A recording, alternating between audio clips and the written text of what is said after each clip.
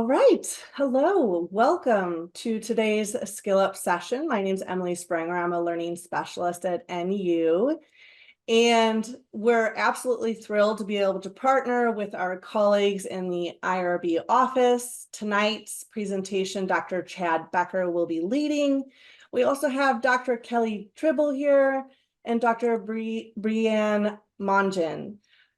Couple of housekeeping items as you move into this space. We do have several students on the call, so we would appreciate if you would stay muted unless called upon.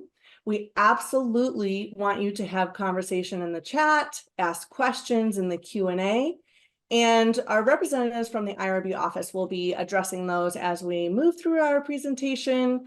And then you are more than welcome to enable your scrolling subtitles at the bottom of your Zoom. If you need any help with anything technically, you can find me in the chat. And I think that about does my housekeeping items that I wanted to cover today, Dr. Becker, before we dive into today's session. So I will pass this over to you. Great, thank you.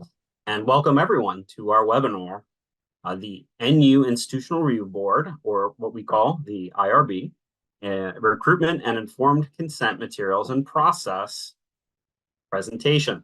So just want to show you our little subtitle. You probably have seen this since you signed up for it and it was there. But just as a reminder, we're going to talk about the informed consent process today, which includes recruitment, consent, and a couple of other topics that we'll be going through.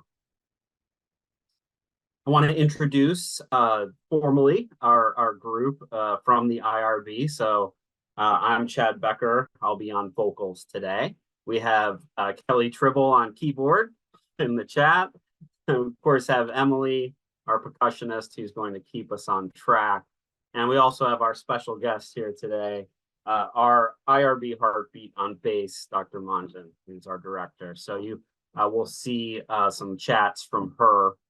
And maybe we will tap into her head for a few answers if needed. But thanks to everyone who is here, both including my helpers and staff and colleagues, as well as all of our participants from all around in the chat we can see.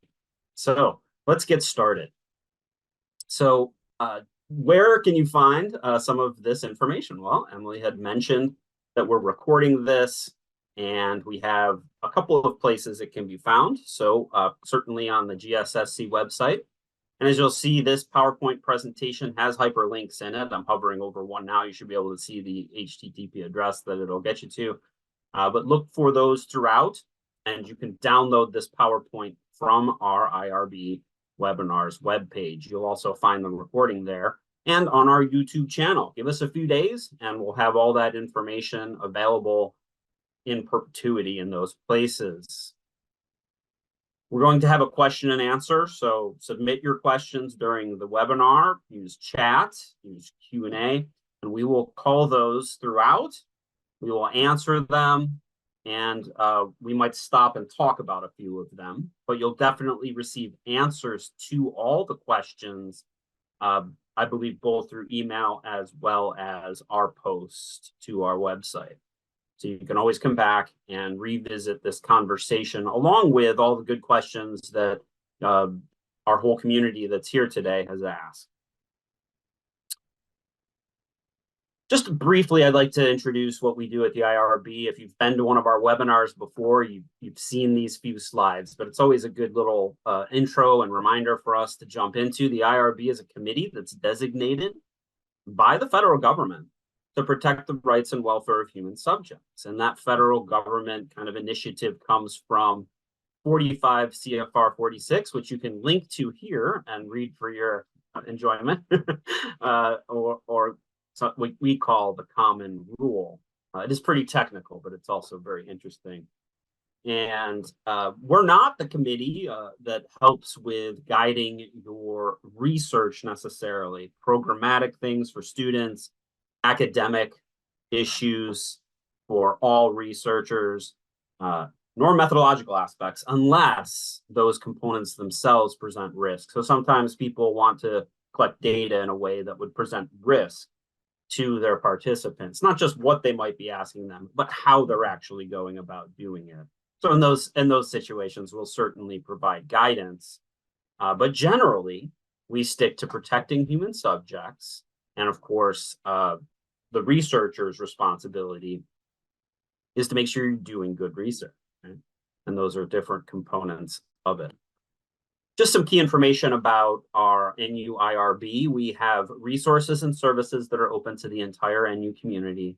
That includes students of all levels, faculty, staff, and administrators. Student principal investigators, or PIs, you'll hear me say PI throughout, and that's what I'm referring to, can utilize our resources and services at any point in their program, so they don't need to wait until you're at the phase of actually applying to the IRB to get our help. You can come and use our resources, engage in our services at any point. Dissertation student PIs do not need to be enrolled in that IRB course, which is some programs have. So if you're in one of those programs and you see this on your horizon, you're not restricted to waiting until you're in that course. Please come to the IRB as soon as you feel that you need to. Our webinar today, Informed Consent Materials and Process, will include just a very brief tour of what those resources and services are, and then we'll get into what informed consent is. And we'll talk about the different components of that, including recruitment materials and process and consent materials and process.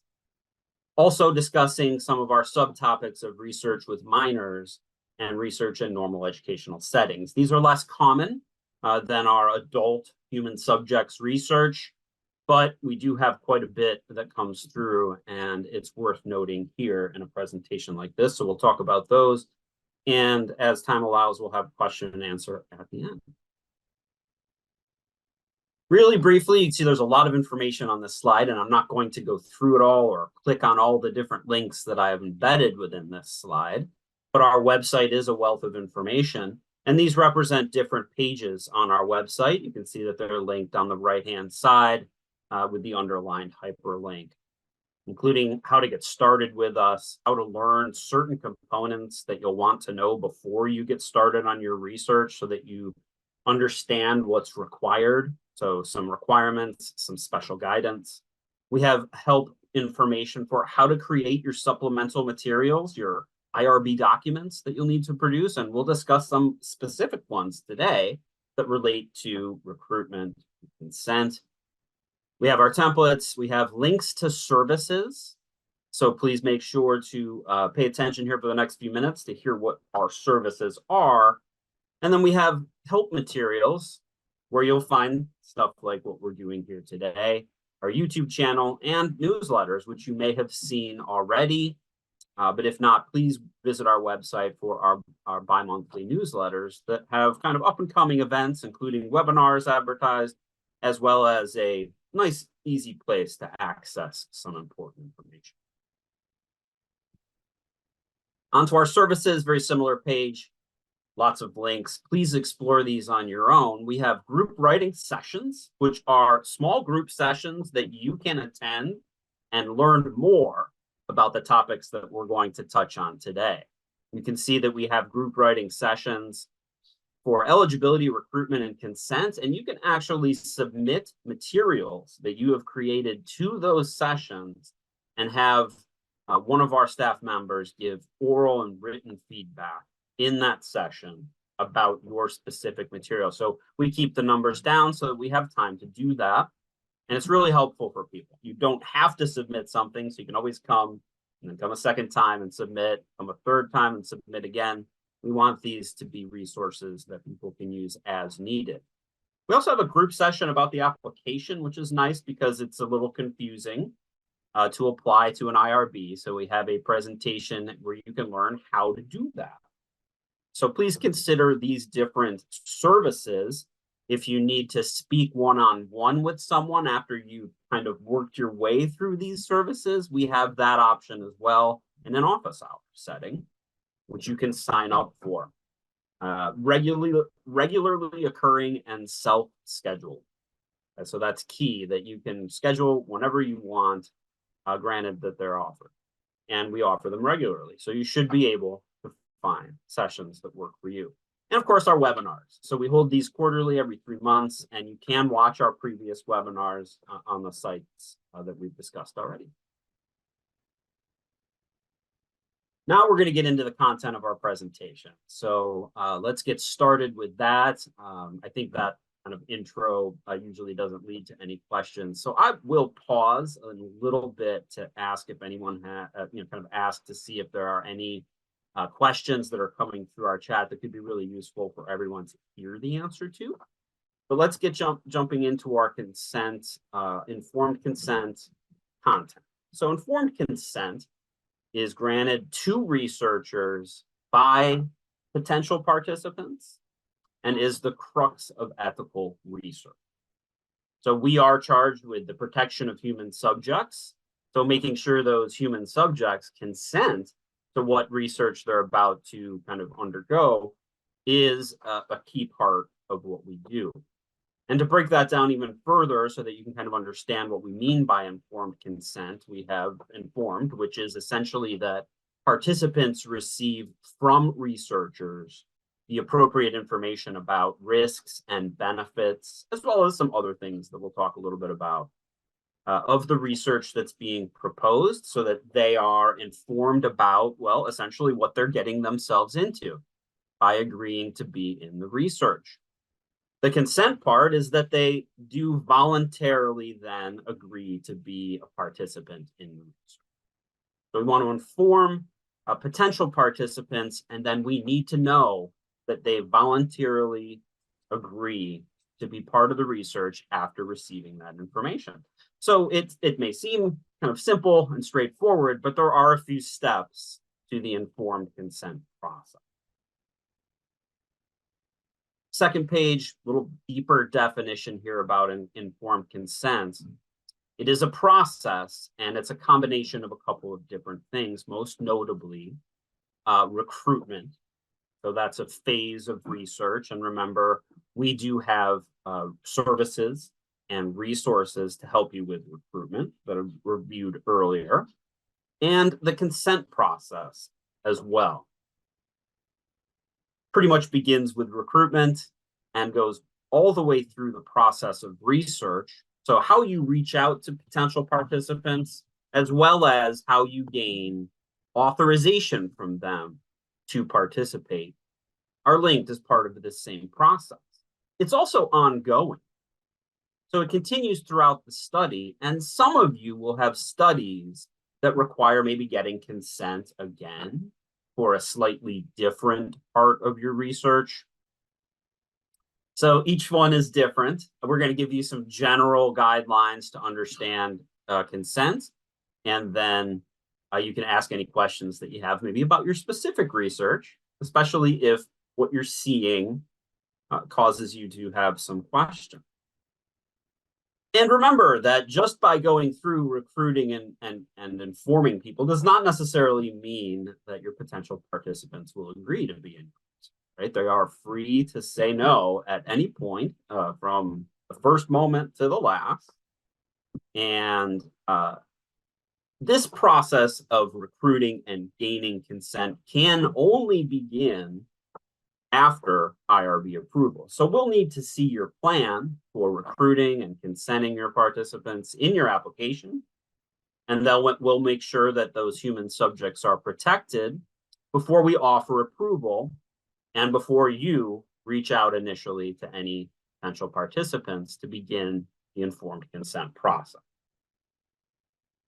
I will stop now and ask Kelly if we have any kind of questions that might inform the group. We haven't had a lot of activity so far. Someone was asking about the sessions, and we're to sign up for those, so I answered that, and Emily was kind enough to also put that link in the chat. We do have a question right now from Dr. Jeffrey Keaton Thompson. What policies and other related documents does the IRB have related to AI, actually it's artificial intelligence? Do we have anything? I'm not aware of anything specific to AI, or you can chat. I am not, as far as, I guess I would ask, are we discussing, using AI to create consent materials, using AI to create recruitment materials, or researching AI? Because we certainly have seen people researching AI. So it's a big topic. And it's certainly working its way into the work that we all do for our jobs, for our school, right, and these kinds of things. So we're not certainly opposed to the use of AI as long as you're producing the correct materials, right, protecting human subjects, and if you're gathering data about AI, you've received the proper permissions and gotten a consent from your participants. As far as writing your dissertation goes, you'll want to have that conversation with your dissertation chair. If you're a co-authoring with another staff or faculty member, you'll want to make sure to have that conversation with them about your comfortable use of AI. So hopefully that touched on a little bit of what was embedded in that question. And we'll keep going, and I'm sure we'll receive some more questions moving forward then. Let's discuss the first part of the informed consent process, recruitment, and some materials and process concerns regarding recruitment. I'm going to be showing you a series of screenshots from our website. So you will be able to find this information as it appears in these screenshots on our website. These are all linked documents here on the left, and they're on our recruitment webpage. You can see we have quite a few templates and resources available for understanding recruitment. You can take a look at those, and we'll be talking about some of them specifically in a few minutes.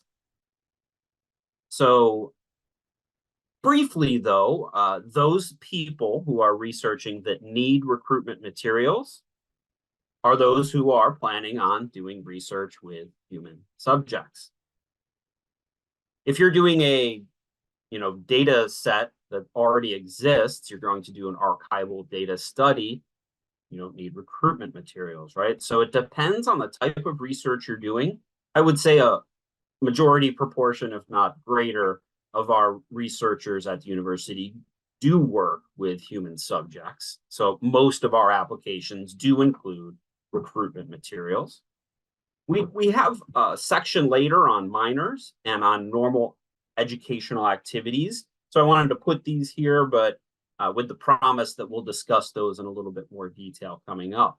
Some of our templates you can see involve typical forms of recruitment, like emails or social media posts. Maybe you're going to post a flyer somewhere physically. We have a template for that. We have some examples.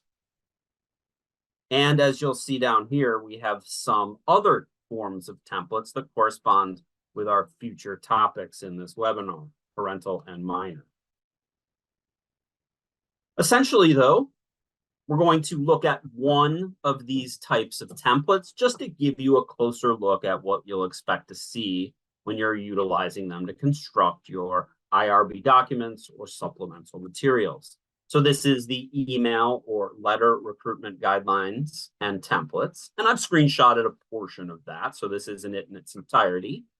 But there is a page of directions, and you can see that there's some reasons given for kind of human research protection that we're going to follow in the red box to enable an informed decision by your potential participants. And you can see some of the information that you'll be asked for in your recruitment materials, who you are, that it's voluntary, what you're trying to do with your research, and then who's eligible and what you're going to ask them to do. So they learn quite a bit from your recruitment materials about what your study is going to be like, and if they are interested in volunteering to be a participant. So there's the list there of typical elements in a recruitment material. Let me now show you a little bit more of that template. Now we've moved down into the template, and you can see that there are highlighted blue areas where you will enter your information. So these are templates. They're to be used as such. And you can insert your information and remove the directions as you fill this out. And that way it's structured correctly, has all the right information in it, and we're able to review it and provide approval more quickly when you follow our templates closely. As you can see, we have things like who you are and who they are. So the criteria to participate, who's eligible to be in the study. What are you going to ask them to do? What research activities? What kinds of topics are you going to ask them about? And you can imagine that if you're going to ask people to do 18 hours of online, programming, they may decide that they don't want to do that much. Maybe you're asking them about abuse that they have encountered in their life, and maybe they don't want to talk about that with a researcher.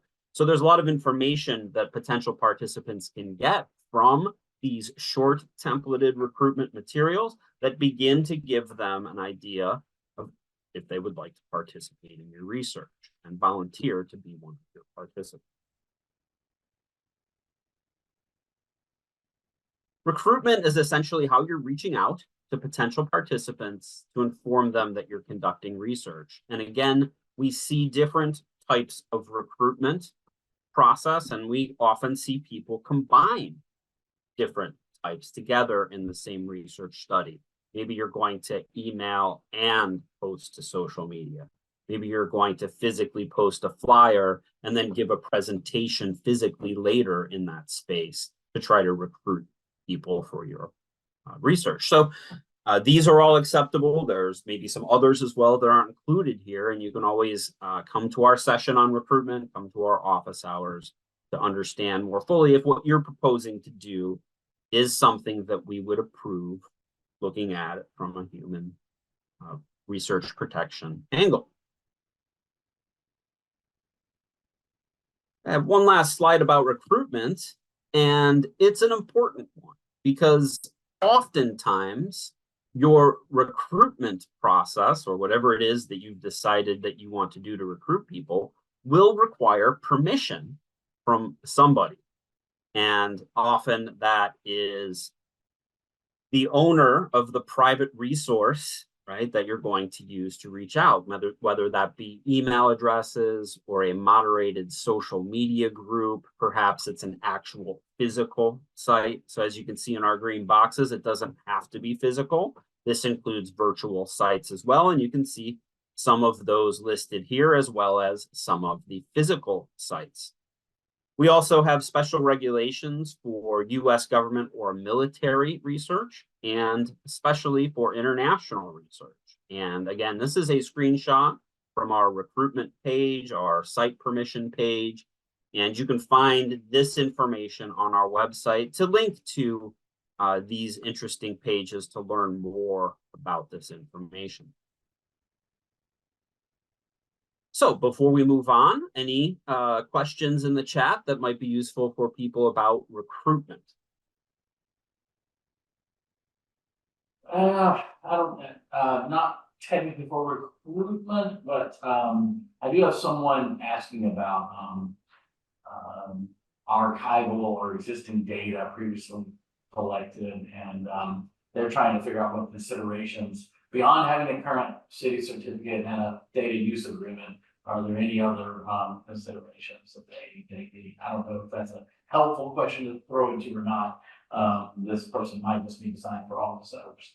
Yeah, sure. Generally, in addition to those, you likely need a permission from the data owner. So sometimes that ends up being a data use agreement. Sometimes the permission looks a little different, but generally it is a short form application since you're not working with human subjects. We do have a web page specifically devoted to archival data research that you can go to and learn a little bit more about that. But since it really doesn't constitute the informed consent process, we won't probably spend a whole lot of time discussing it today. But it is a shorter form because, of course, you're not working with human subjects. So there's a lot less to do. The main issue with archival research is where are you getting it from, and is it available publicly or not? And we'll need to make sure that you show us that it either is publicly available or if it's not, that you have the approval of the data owner. All right, so we'll move forward and into our consent materials and process. So just a brief look at a screenshot from our website. If you've been to our website, you'll recognize this layout. If you plan to conduct human subjects research, just like recruitment, you'll need to engage in gathering consent from your participants. Remember, we'll talk about minors and we'll talk about educational settings coming up. But for adults, we have these templates that you can use to gain consent from your potential participants. You can see that we have really two different kinds. One is for a survey or questionnaire, typically online, where you're not gathering any identifiable information from someone. And then the other one is sort of a catch-all for all those other types of studies where you do know who the person is. You're not going to write it in your research, their name and where you found them, but you are gaining personal information from them as you do your research, which means there's some risk inherent in that. And so we require this form, which is a little bit longer and contains a little bit more information.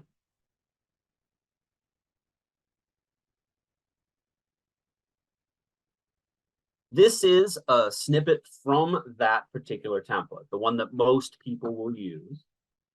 And as you can see, again, we're asking for a clear representation of what is being asked of participants or subjects, as you can see here.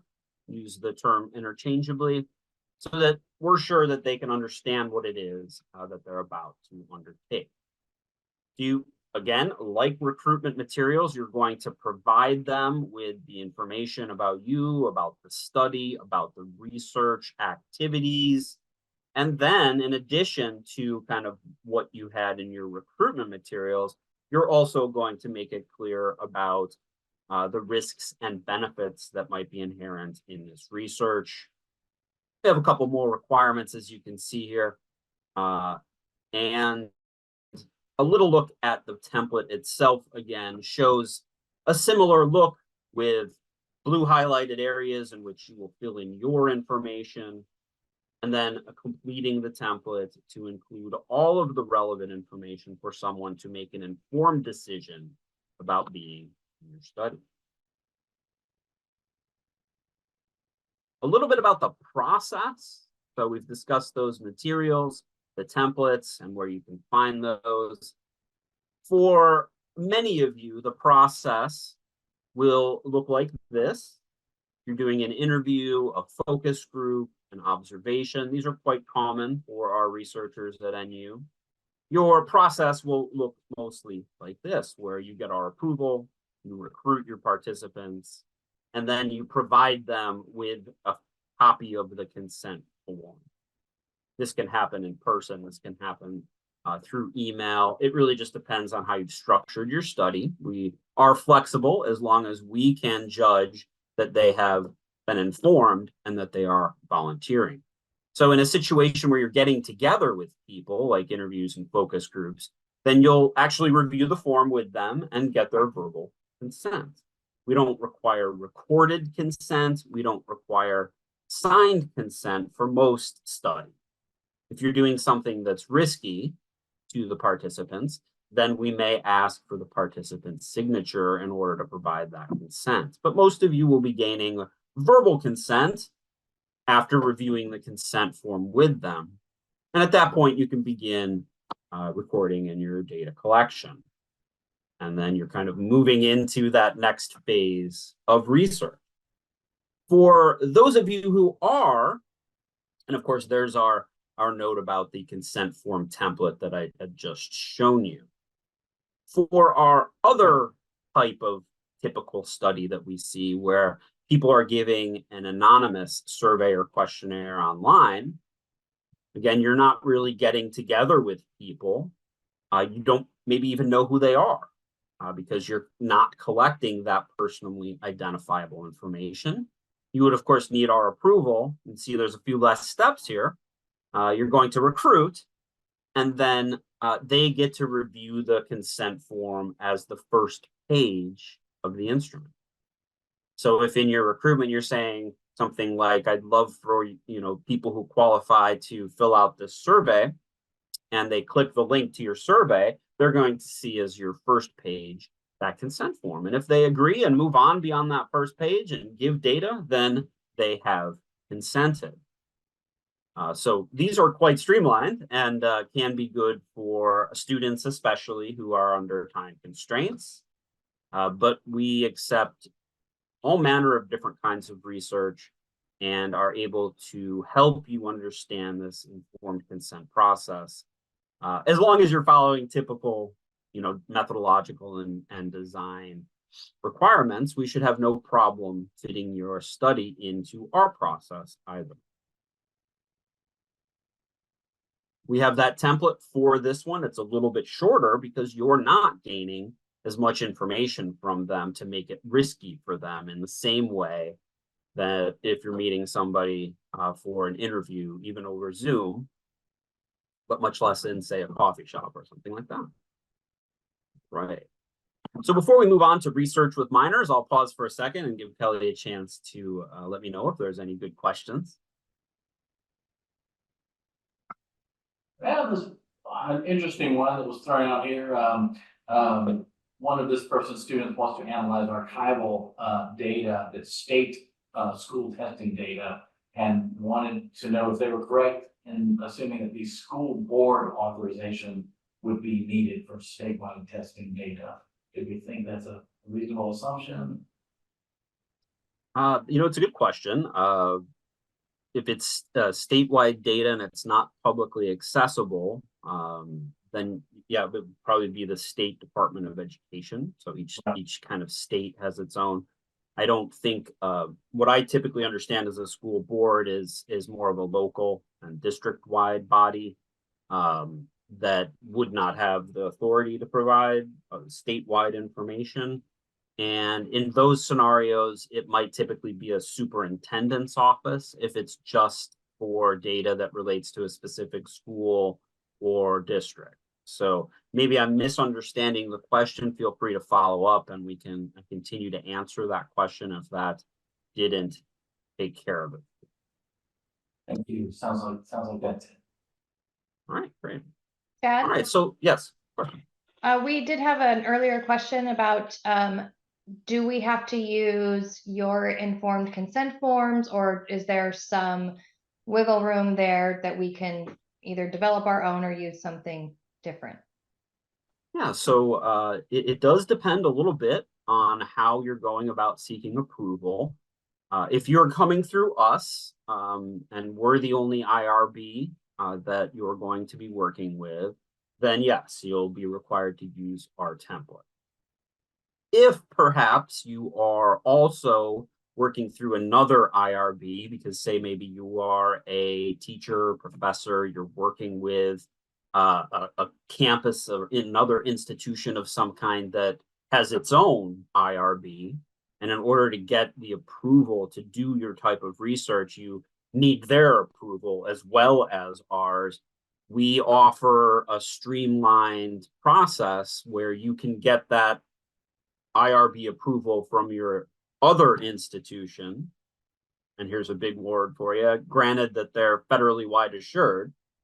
And we can then kind of take their word for it, so to speak. We still ask you to submit an application, but it is a short form application. And in that application, it will ask you, are you using their consent form or are you using our consent form? And if you're using their consent form, we usually are okay with that because they're a federally wide assured IRB like us, and they're very likely doing it correctly. So we can take their materials for what our expectations are if you receive that IRB approval first. If you need to come to us first, we can review, we can conditionally approve your study, and then you can take that conditional approval to your other IRB, and they may accept our consent materials. It just kind of depends on each of the IRBs. We try to be very flexible with our process, and when two IRBs are involved, we will often find that we come up with a very, expeditious plan for researchers in order to get out in the field and get their data. So hopefully that answered that question. And Dr. Manjan, do you have anything to add to that? No, sir, you covered it all. Thank you. Okay. So let's move forward then discussing minors. So this is a little more specific, not a lot of people research minors, but there are some important considerations. So we'll move through this relatively quickly. Remember, minors are age 17 or under in the United States.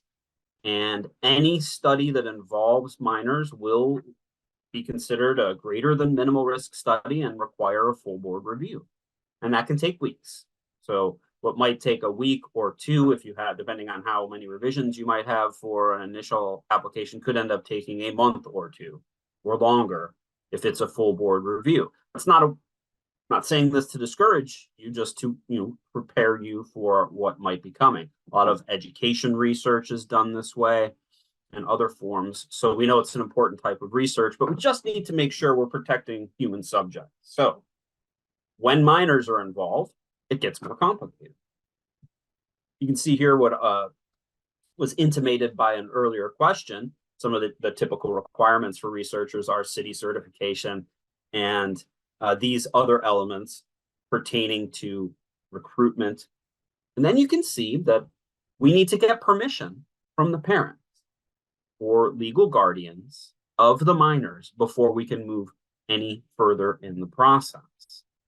And certainly minor assent or getting agreement from the minor to be in the research is also an important part of researching with minors. Let's take a look at the order for researching with minors. Recruit parents first. Okay, this is a key component. You do not just reach out to the child. You don't have the permission to do that. So you recruit parents first by using our parental recruitment template there on the lower left. And here's just a reminder, right? If you plan on conducting human subjects research and they are a minor, you will need to make sure that you're using the appropriate templates for both parental recruitment and then minor recruitment.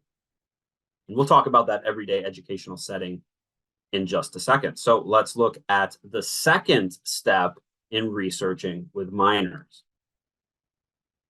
We need to gain parental permission. So once you've recruited the parents by saying, hey, I am looking for 12 to 13-year-olds to be in a study about X, and you submit that to where parents can see it, and they say, yes, maybe I'm interested in having my child participate in that research. The second step is to gain their permission. So we have a template for that. And these are all on our recruitment and consent pages. You can see we have a parental permission template. So second step is to gain that permission. Since minors are protected and vulnerable, we need to make sure that we're getting the appropriate permissions in place. Once you have recruited and gained permission from the parent, then you can recruit the minor. This might be a social media post. This might be a letter, available in the school, or a flyer or something like that. You can see at the very bottom, we have minor recruitment templates. So now we've seen this page, this screenshot a couple of times. So these templates are all together on our recruitment page. You can find everything you need here for researching adult human subjects and minors. So follow the minor recruitment template to create recruitment materials to reach out to minors. And that's the third step. The fourth step would be to gain minor assent. So a minor can't give consent, the parent gives permission, and the minor assents to that permission. It's maybe a semantic difference, but we do use that terminology. They are still volunteering and they still can say no. So the parent says yes, gives the permission, go ahead and reach out to the child. The child gets the recruitment and says, no, I'm not interested. That can very likely, or that can very much happen. I'm not saying it's likely, but That is something that can happen, and that is okay from the IRB perspective. That means that that child made that decision about voluntariness. Do we have a template? So we have a couple different templates for the age range, and if you look at those, you'll see that the language gets a little less complicated as the age group goes down, and these are quite easy for children to understand. So again, just some reminders about the process: human subjects, minors, and they're vulnerable. So we need to make sure to protect them. The next part of the presentation gets a little tricky because it is confusing sometimes for people to understand what a normal educational setting is. I'm going to go into some detail about that and how that differs from recruiting parents, getting permission, and then recruiting minors and getting minor assent.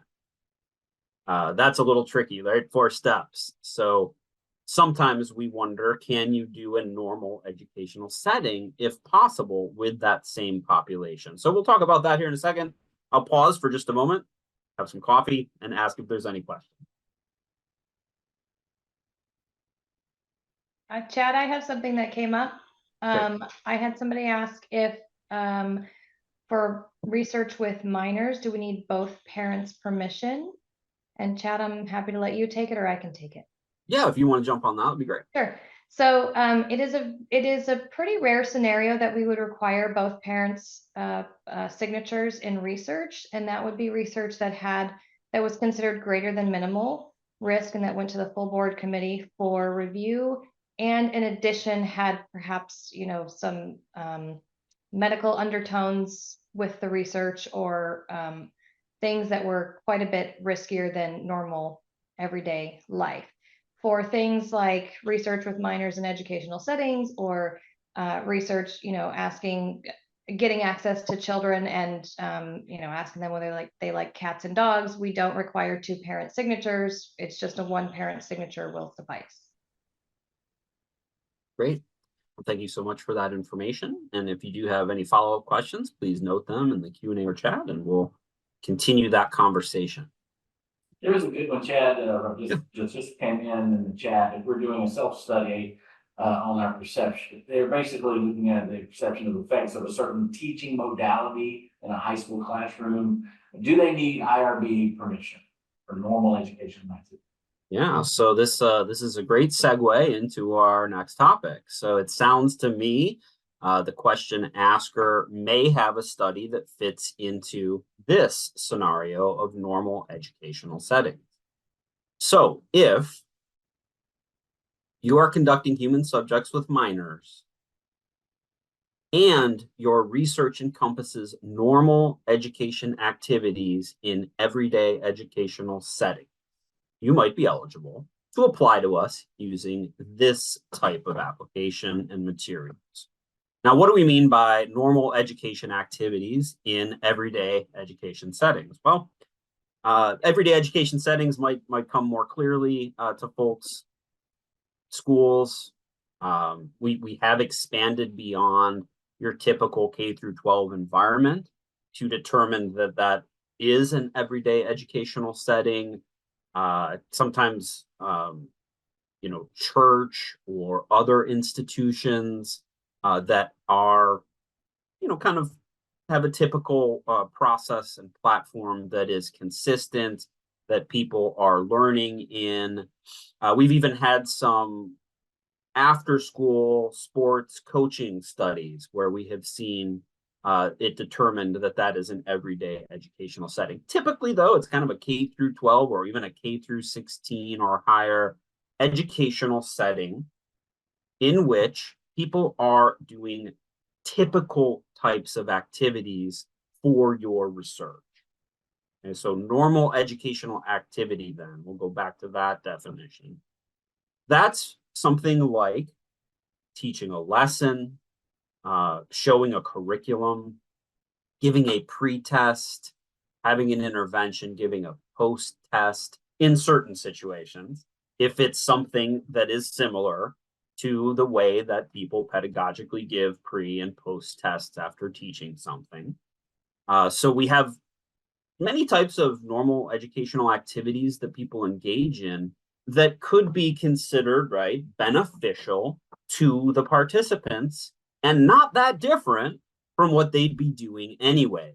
So yes, it doesn't have to be the scripted curriculum that a teacher gets from, the administration before a semester begins, and you have to shoehorn your research into that. It certainly could be, but it does need to look, smell, and taste like an educational activity, and it needs to happen in an everyday educational setting. And if the criteria is met for that, you're not completely departing from what is considered normal in, say, a 6th grade biology classroom, then we do need a few things from you, but you might just be able to research that whole classroom or that whole group of classes or that whole school, depending on the scope of your study. In these scenarios, let me just see what I have on my next slide here to remind myself. I'll go a little bit more here on this slide. So in these situations, the recruitment and consent process for each of the individual students in the class does not need to be undertaken, because the person who is in charge of the class, which is often the researcher, so a lot of teachers do research in their own classroom, administrators will do research, will ask one of their teachers if they can do this research in their classroom. These are typically who come to us with these types of studies, and so they have a little bit of control over what the classroom looks like. So they're able to do it, and they can get permission for it. So that's not just typically the teacher's permission, but the school principal's permission, or maybe even a superintendent permission if it goes, beyond one school. Once you have that permission and you can show us that what you're going to be doing with the students, or having a teacher do with the students, is a normal everyday activity in an educational setting, then we can kind of allow you to move forward with providing an information letter. So you see we have the arrow here. Instead of recruitment, permission, consent, and assent, you would just use one document called an information letter, and you might send that home with the students. Maybe put it out on the portal, the school portal, for parents to read. There's a couple of different ways that we typically deliver these. And what happens in these settings, and I will move forward because I have a few more slides about this, is that you end up having a much more streamlined process for getting your participants. Here we have some of the information that I've mentioned and reviewed previously. So take a look at this. The yellow box is important. Certain studies qualify for this informational letter process. And what happens is the letter goes to the parent, and the parent decides if it's okay for their child's data to be included in the study. Now, if you caught that there, you noticed that I didn't say for the child to participate in the study. It's the child's data to be included in the study. So if you get permission to do a study like this, everybody in the class is going to be doing the thing. But not everybody's data might be included in your data collection. So there might be a couple of parents or guardians who say, no, I don't want my child's data included. But it's what's happening in class that day, so they're going to do it. They're just not allowing the researcher to take the data to include in their study. So you don't have to take those 5 students and find something else for them to do, right? They're going to be doing the everyday educational activity because it's deemed to be a normal everyday educational activity. And then if anyone opts their child's data out, just as a researcher, don't include those children's data, just everyone else who hasn't opted out. So if it goes home and people throw it away, they're in, right? If it goes home and people read it and throw it away, they're in. If it goes home as an information letter and parents read it and they say, or guardians read it and they say, no, I don't think so, then they will contact you to opt their child out of the study. or their child's data out of the study. Now, once you have permission from typically like a principal or a building administrator, then this makes this process quite easy because it's okay for everybody to do the activity, but they still get a choice to not have their child's data included in the research. So as a researcher, if you can meet these parameters, you don't have to worry about recruitment, consent. You just use the information letter, and then the onus is upon the parents and guardians to opt their child's data out. So it's a pretty good deal for researchers if you qualify. Now, there's probably some questions. There often is when I talk about this topic. So let me pause for a second. I have a few more slides, but this is a good time to pause, and we still have a few minutes. There are none in the queue right now, so hopefully somebody maybe has one on their mind. Yeah, well, please ask any questions that you might have. Again, this pertains to an even smaller percentage of our researchers, and it is a little more complicated. But here's our picture representing a kind of typical, normal, everyday educational setting. And then we have templates. So you can find this on our website. Instead of using parental permission, minor assent, and doing all that recruitment, you can use templates for information letters. Now you'll see here I was focusing on children because that's typically who we have doing these types of studies, but we also find people researching adults in everyday educational settings. And so we have a material for that as well. And it's the same thing. They can choose to opt their data out, but they're going to be involved in the educational activity if the administrator of that educational setting says it's okay for the instructor or the researcher to do it. All right. One last slide here is just a look at the template for these types of information letters. You can see we have blue highlighting, right? And you'll fill in the information, utilize this as part of your application, and then of course, send this to the parents. I've highlighted a couple of informational bits here. You can see it's mostly what we've discussed already. You can see it in some text form. And an important reminder about our services. I always like to finish our presentations with these. We have great services that you can go to and receive help on some of these that we talked about and some other components of your application. We also have our office hours with our great staff. So we have a few minutes. We can discuss any questions that people have for our last 5 minutes or so. Get your chat questions in if you have one come to mind here in the last few minutes, and we'll grab them all as the meeting ends. I have one from well, Cynthia, I think Dr. Mungian is answering it, but she was asking about, she kind of wanted the normal educational settings explained again. Why wouldn't a teacher's classroom be a normal educational setting? So repeat that again, Kelly. Why would a teacher's classroom be? Why would it not be a normal educational setting? So teachers' classrooms are always normal educational settings. Okay, so that's one part of the equation, is that type of place is an everyday educational setting. The second key factor is it a normal educational activity? So if what you want to do is interview people in the corner during class time, that's not an everyday educational, right, a study. Because you'd be pulling individuals out. It would be clear who was getting interviewed in the corner, and it would not be educational, right? It would not be the typical thing that the student would be doing at that time. So it's the combination of those two factors, that it is in an everyday educational setting and that it is a normal educational activity. So please follow up if that wasn't a clear enough answer. Thank you. That was great. I'm glad you asked that. Dr. Tribble, anything else that you want to address from the chat, or Dr. Mungian? One person said he has a question, but it's easiest if he comes off of mute to describe. I guess he's kind of trying to ask permission for that. Okay.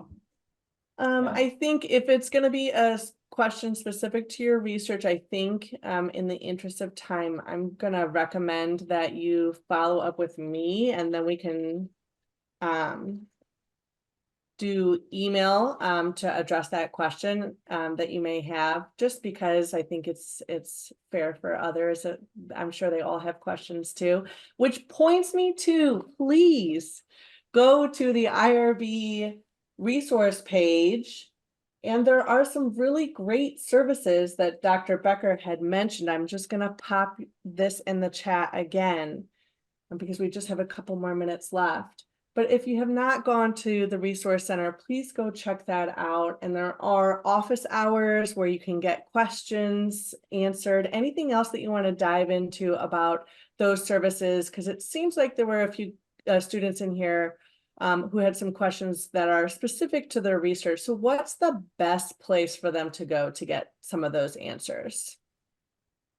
So for their research, as a previous dissertation chair, if that's the type of student that you are, it would definitely be your chair and committee.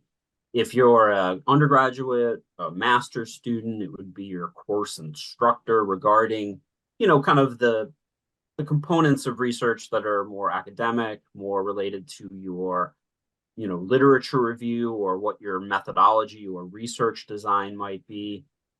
Would definitely be to follow up with your academic unit, whether that's your dissertation chair or committee, or whether that's your instructor. If you're staff and faculty, you can always come to us, right?